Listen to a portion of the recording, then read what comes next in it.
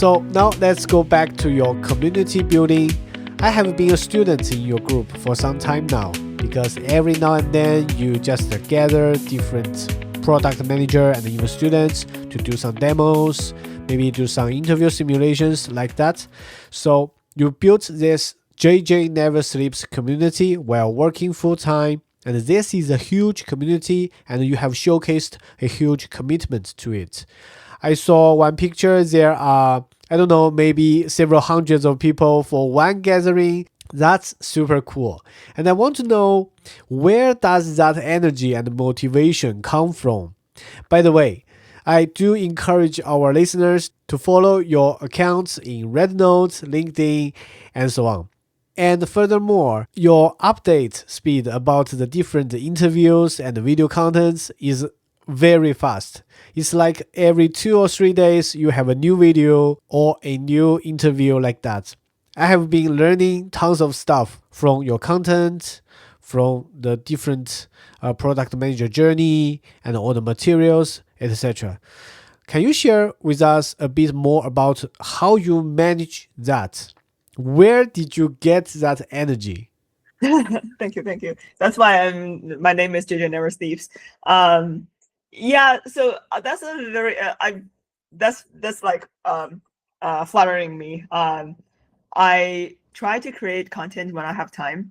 And because these days I'm in a job transition, so I can like send out new videos every day. And previously, when I was very busy with work, I also have the time that my followers were making fun of me that I'm updating annually. So like every one article per year. So I try to make as much content as possible. I started my content creation in 2020 when I was looking for a job, and something about Duke University. Please, for all the Duke people who listen to this podcast, do not kill me. Duke University, because of its location, is in North Carolina, and it is on the East Coast, a little bit to south. That position means that there aren't a lot of people in that university join tech afterwards. So a lot of people, like Duke University, is extremely famous for its energy. And it is one of the like source for Duke Energy company. And a lot of people go to healthcare as well. It is huge in healthcare. So they have a lot of good majors. But working in tech, and especially you want to be a product manager, you are so alone there. So I got an interview back then in 2018 when I first got into the United States. Like, I think it is the second month of me getting into the United States, I got an interview from Google. And I was so confused about the whole interview process because it is not the same as how Chinese tech companies interview product managers. So Chinese companies, when they interview product managers, they focus a lot on your resume and your previous experience. But in the United States, it's very case-based. So they will ask you questions like, how do you improve Google Meet type of question that no matter it is me or you, we can answer this question on the same base, right? From the same start. It doesn't matter what we did before. So I wasn't like familiar with this type of interview questions. So I wasn't like, what is it, right? I was so confused. And also before the interview, I didn't find anyone in my cohort at Duke who was preparing for the same interview. And so after my Tesla experience, after I worked at Tencent, I came back to Duke and I'm like, I have to land a job here. Like, this is hard, but I got to do this. So I went on LinkedIn, I searched thousands of profiles from all these tech companies, associate product managers. So I found all of them.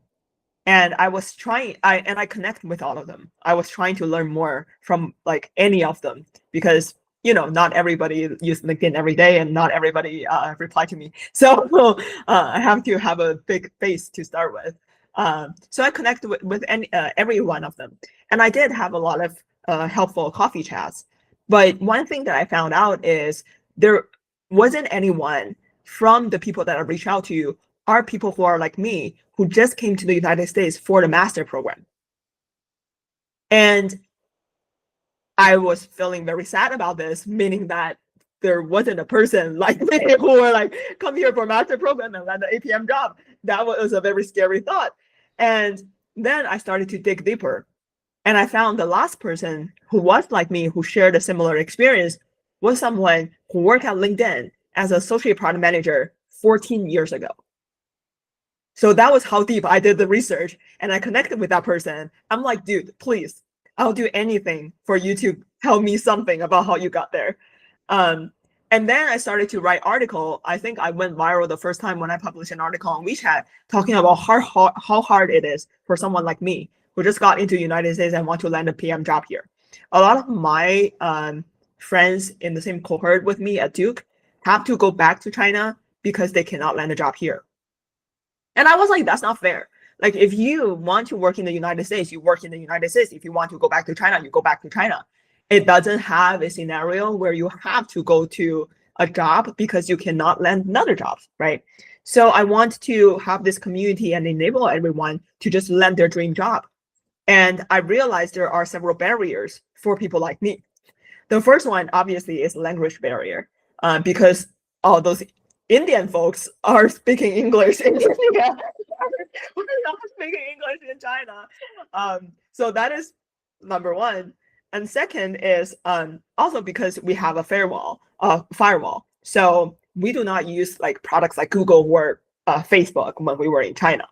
So back then, I remember the Google interview, they were asking, oh, how do you improve Google Keep as a product? I'm like, what the fuck is Google Keep? And then the interviewer was like, oh, let's change another question. How about let's improve Facebook Marketplace? I know what is Facebook Marketplace, but I never used that product. So I was like, there's no way I can continue this interview. And the third barrier is storytelling, because a lot of us have amazing experience in China, but the products that we work on are also the products that the interviewers here do not use.